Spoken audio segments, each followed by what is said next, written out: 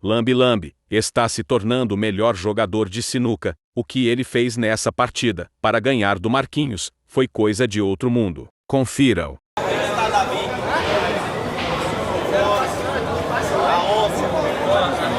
Olha o tamanho da linguiça que o Magitec pediu pra jantar, cara.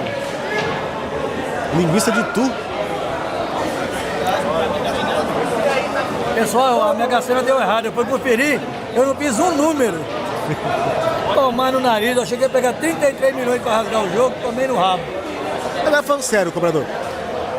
Eu já acho que vocês não jogam por jogo, vocês jogam o que vocês gostam mesmo, por dinheiro, né? Mas se tu ganha 100 milhões, tu joga normal? Até quanto tu tem pra perder de 100 milhões que tu ganha? Se eu jogar 100 milhões, o único que vai mudar é que eu vou andar de helicóptero, só isso. Não vou andar mais de carro. Aonde que é o jogo? Pega o helicóptero e vou lá. Ave Maria. Não vou andar mais pela terra, vou andar pelo ar.